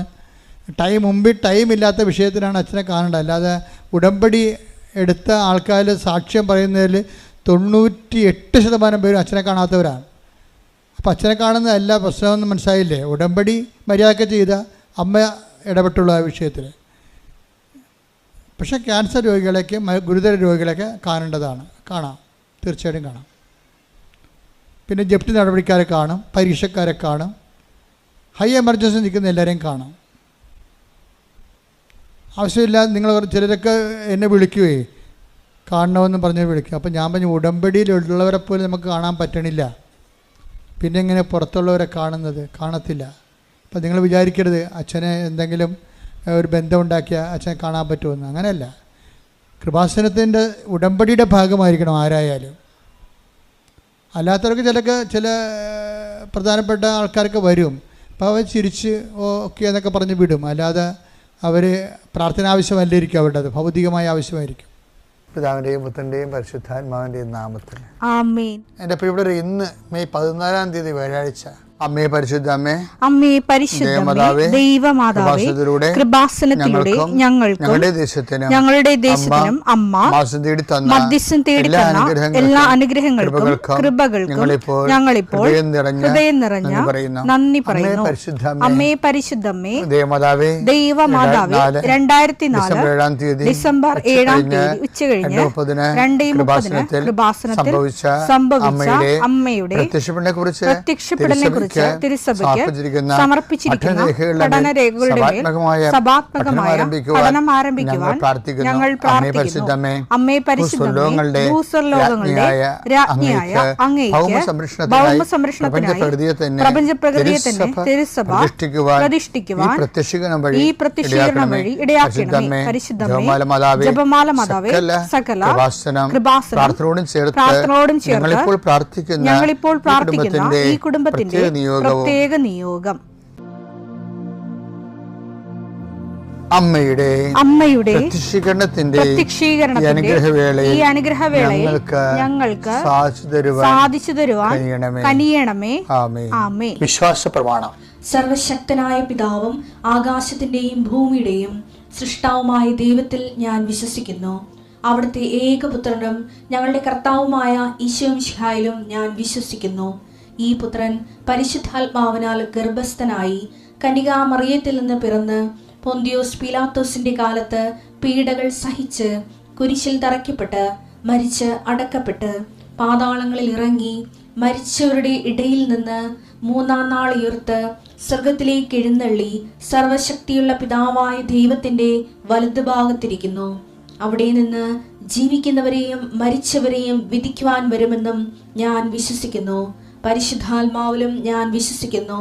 വിശുദ്ധ കത്തോലിക്കാ സഭയിലും പുണ്യവാന്മാരുടെ ഐക്യത്തിലും പാപങ്ങളുടെ മോചനത്തിലും ശരീരത്തിന്റെ ഉയർപ്പിലും നിത്യമായ ജീവിതത്തിലും ഞാൻ വിശ്വസിക്കുന്നു. ആമേൻ. സുഖസ്ഥനായ ഞങ്ങളുടെ പിതാവേ, അങ്ങയുടെ നാമം പൂജിതമാകണമേ.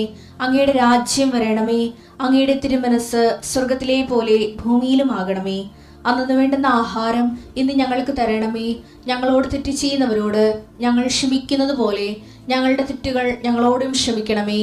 ഞങ്ങളെ പ്രലോഭനത്തിൽ ഉൾപ്പെടുത്തരുതേ, തിന്മയിൽ ഞങ്ങൾ രക്ഷിക്കണമേ. ആമേൻ. നന്മ തെളിഞ്ഞ മറിയമേ, സ്വസ്തി. കർത്താവ് അങ്ങയുടെ കൂടെ സ്ത്രീകളിൽ അങ്ങ് അനുഗ്രഹിക്കപ്പെട്ടവളാകുന്നു. അങ്ങയുടെ ഉദരത്തിൻ ഫലമായി ഈശോ അനുഗ്രഹിക്കപ്പെട്ടവനാകുന്നു. പരിശുദ്ധ മറിയമേ, തമ്പുരാന്റെ അമ്മേ, പാപികളായ ഞങ്ങൾക്ക് വേണ്ടി ഇപ്പോഴും ഞങ്ങളുടെ മരണസമയത്തും തമ്പുരാനോട് അപേക്ഷിക്കണമേ. ആമേൻ. എൻ്റെ കർത്താവേ, നിന്റെ ഉന്നതമായ നാമത്തിന് സ്തോത്രം ചെയ്യുന്നു. എൻ്റെ കർത്താവേ, നിന്റെ വിശുദ്ധ പൗരോഹിത്യത്തെ മഹത്വപ്പെടുത്തണമേ. എൻ്റെ കർത്താവേ, സഭയിലുള്ള സാന്നിധ്യം പ്രകടമാക്കണമേ. 40 വർഷം ഞാൻ അർപ്പിച്ച കുർബാനയുടെ ഫലമായി കൃപാസ്ഥാനത്താറെ ജീവനോടെ പ്രത്യക്ഷപ്പെട്ട പരിശുദ്ധ അമ്മയുടെ മാധ്യസ്ഥതയിൽ നടന്ന 10,000-കണക്കിന് ഉടമ്പടി ധ്യാനത്തിൻ്റെയും ആരാധനയുടെയും ശക്തിയാൽ ഇപ്പോൾ പ്രാർത്ഥന കൂടുന്ന ഈ വെളുപ്പാങ്കാലത്ത് നിന്ന് പ്രാർത്ഥന കൂടുന്ന, അല്ലെങ്കിൽ എപ്പോഴാണോ സൗകര്യപ്പെടുന്നത്, ചില സമയത്ത് ചിലർക്ക് രോഗികൾ താമസമൊക്കെ പോകും എഴുന്നേക്കാൻ.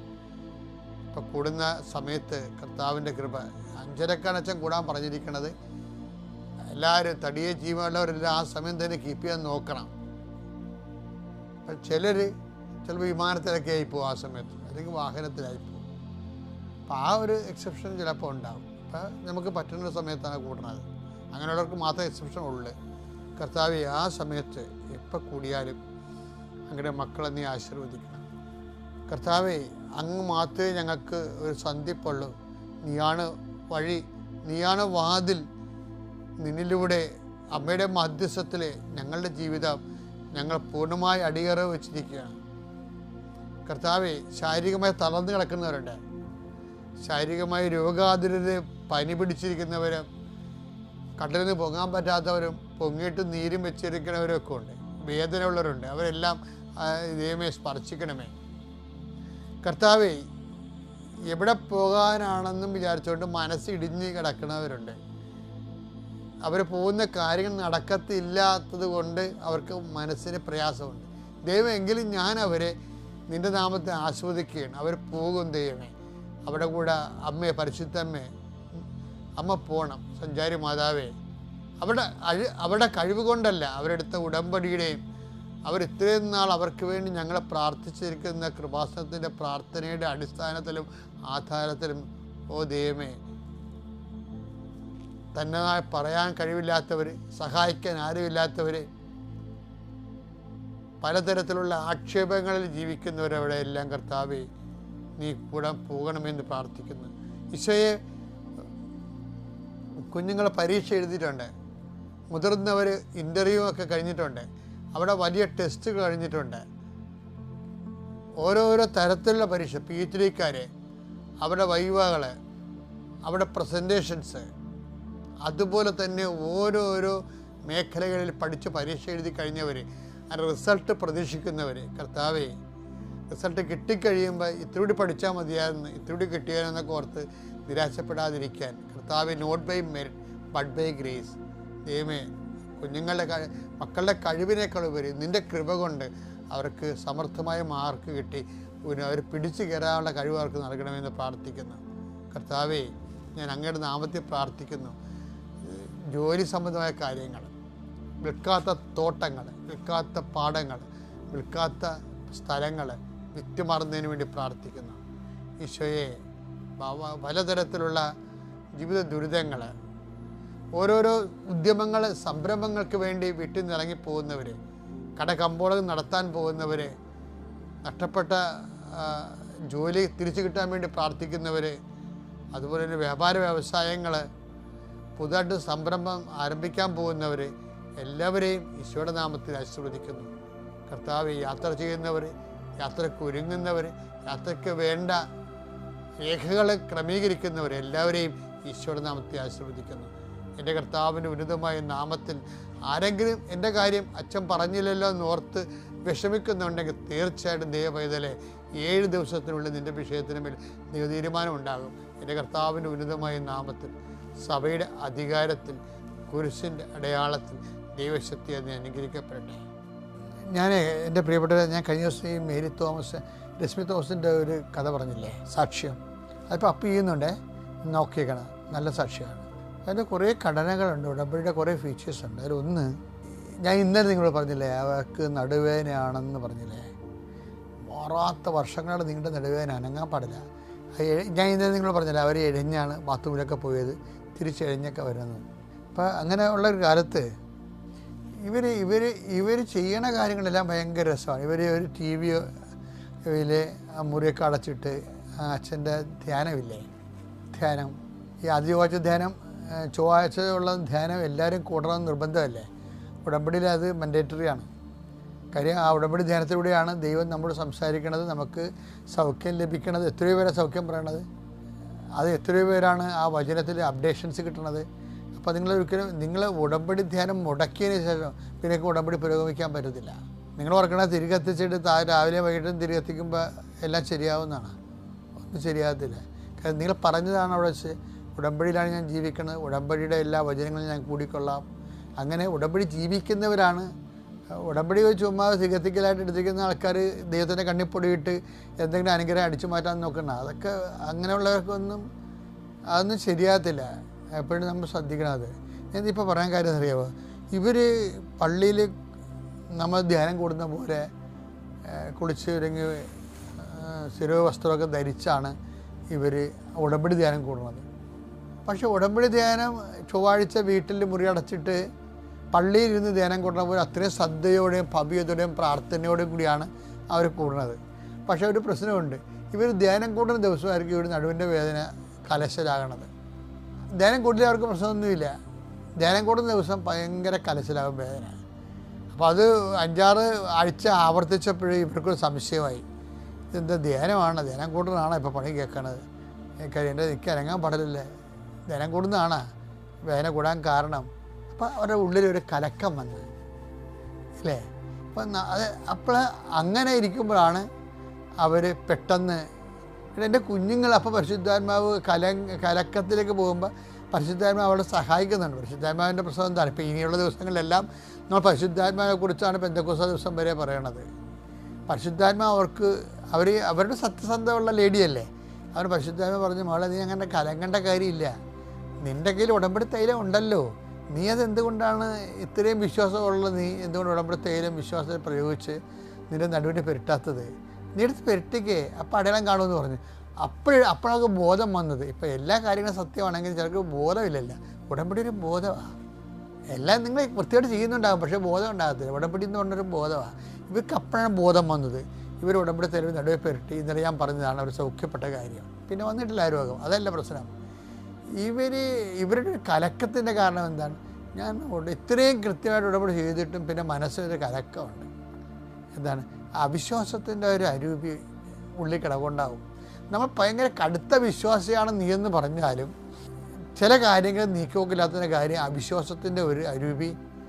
ഇപ്പോൾ ഈ നമ്മുടെ ഈ ഞാനിപ്പോൾ ആലപ്പുഴക്കാരാണല്ലോ, ആലപ്പുഴ സെമ്മേരി പഠിക്കിയതാണ്. ഞങ്ങളുടെ വയനാട് സെമ്മേരി അവിടെ ഇരുന്നു, ആലപ്പുഴയായിരുന്നു. അന്ന് പോലെ ഇന്ന് വരെ ആലപ്പുഴ എല്ലാ ആഴ്ചയിലും പ്രാവശ്യം പോകേണ്ടി വരും. അപ്പോൾ അവിടെ കാണുന്ന ഒരു ഭയങ്കര രസകരമായ അവസ്ഥയുണ്ട്. ആലപ്പുഴ കുറേ തോടുകളുണ്ടല്ലോ, നല്ല രസമുള്ള തോടുകളാണ്. അപ്പോൾ ആ തോടുകളൊക്കെ അവിടെ ഒരു ബുദ്ധിമുട്ട് തോന്നുന്നത് ഇടയ്ക്കിങ്ങനെ ആഫ്രിക്കൻ പായൽ നിറയും. അപ്പോൾ മുനിസിപ്പാലിറ്റി അത് കുറേ ആൾക്കാർക്ക് വെള്ളം, ഇപ്പോൾ നമ്മുടെ കുട്ടനാടിൻ്റെയൊക്കെ ഏറ്റവും വലിയൊരു ബുദ്ധിമുട്ട് കുട്ടനാടിൻ്റെ തോട്ടിലൊക്കെ പലയിടത്തും ആഫ്രിക്കൻ പായൽ ബുദ്ധിമുട്ട് ഉണ്ടാക്കുന്നുണ്ട്. അപ്പോൾ ഈ ആലപ്പുഴ തോട്ടിലതുണ്ട്, അത് കോരാൻ വേണ്ടി മുനിസിപ്പാലിറ്റി ആൾക്കാരെ വെച്ചിട്ടുണ്ട്. അവരതെല്ലാം മെഷീൻ ഉപയോഗിച്ചും അല്ലാതെയൊക്കെ കോരി മാറ്റിയാലും അത് നല്ലൊരു പൈസ ചിലവുള്ള പരിപാടിയാണതേ. എന്നാലും അവർ മനഃപൂർവ്വമാണ് അല്ലേന്നറിയാൻ പാടില്ല, കുറച്ച് പായൽ ഏതെങ്കിലും പാലത്തിൻ്റെ വളവിന തിരിവിന അല്ലെങ്കിൽ നിഴലിൽ ഇട്ടേക്കും. ഇനി മനഃപൂർവ്വം ഇടുന്നതാണ്, അത് അറിയാതെ കിടന്നപ്പോഴാണ്. എന്ത് മനഃപൂർവ്വം ഇട്ടാലും മനഃപൂർവ്വം അല്ലാതെ കിടന്നാലും ഒരു 6 മാസം കഴിയുമ്പോൾ വീണ്ടും പായൽ കൊണ്ട് തോട് നിറയും. പിന്നെ പായൽ വാരുന്നവർക്ക് അതൊരു വരുമാന മാർഗമാണ്. അത് എത്ര 50 കൊല്ലമായിട്ട് കാണാത്ത കാഴ്ചയാണത്. അത് സ്ഥിരം വരുമാനത്തിൻ്റെ വകുപ്പാണത് ശരിക്കും. ഇതുപോലെയാണ് നമ്മുടെ ജീവിതത്തിലെ അവിശ്വാസം. നമ്മൾ എത്ര വിശ്വാസം ഉണ്ടെന്ന് പറഞ്ഞാലും അവിശ്വാസത്തിൻ്റെ ഒരു കണിക എവിടെയും കിടപ്പുണ്ടാവും. ദൈവം അതുകൂടി മാറ്റാൻ എപ്പോഴും നോക്കും. ഇപ്പോൾ ഈ സെമിത്തോസിന് ഒരു അവിശ്വാസത്തിൻ്റെ കണിക ഉണ്ടല്ലോ, അതുകൂടി മാറ്റിയപ്പോഴേ ഉടമ്പടി തൈലം തേച്ചപ്പോൾ അവർ സുഖപ്പെട്ട സത്യം അവരുടെ സാക്ഷി അവർ പറഞ്ഞു. ഞാൻ പറയണത് ഈ അവിശ്വാസത്തിനെ ട്രീറ്റ് ചെയ്യണതാണ് ആത്മീയ ജീവിതത്തിലെ ഏറ്റവും വലിയ ഒരു പ്രോജക്റ്റ് എന്ന് പറയുന്നത്. നമ്മുടെ അവിശ്വാസത്തെ കണ്ടുപിടിക്കേണ്ടതും അവിശ്വാസം ട്രീറ്റ് ചെയ്യണം. ചില കാര്യങ്ങൾ നീക്കുപോക്കില്ല വരുമ്പോൾ നിങ്ങൾക്ക് അവിശ്വാസിയാണോ, എവിടെയാണ് എൻ്റെ അവിശ്വാസം മറഞ്ഞ് കിടക്കണത് എന്ന് പരിശോധിക്കാൻ പറ്റുന്നില്ലെങ്കിൽ പരിശുദ്ധാത്മാവിനോട് വെളിപ്പെടുത്തി തരാൻ പ്രാർത്ഥിക്കണം. ഇപ്പോൾ നമ്മൾ പെന്തക്കോസ്ത തിരുനാളിലേക്ക് പോവുകയാണ്. പിന്നെയുള്ള ദിവസങ്ങളെല്ലാം രാവിലെ പരിശുദ്ധാത്മാവിനെക്കുറിച്ചായിരിക്കും അച്ഛൻ സംസാരിക്കുന്നത്. ഓരോരോ ഘട്ടങ്ങൾ പരിശുദ്ധാത്മാവ് നമ്മളെ സഹായിക്കണം. മേരിനെ പരിശുദ്ധാത്മാവ് സഹായിച്ചില്ലേ, രശ്മിയെ പരിശുദ്ധാത്മാവ് സഹായിച്ചില്ലേ, നീ ഇങ്ങനെ ചെയ്യാൻ പറഞ്ഞു കൊടുക്കണില്ലേ, ഓർപ്പിച്ചും. പരിശുദ്ധാത്മാവിൻ്റെ ഏറ്റവും വലിയ ഒരു അനുഗ്രഹം എന്ന് പറഞ്ഞാൽ ഓർപ്പിക്കലാണ്. അവർ പരിശുദ്ധാത്മാവ് നിറയാൻ വേണ്ടി മക്കൾ ആത്മാർത്ഥമായിട്ട് പ്രാർത്ഥിക്കണം.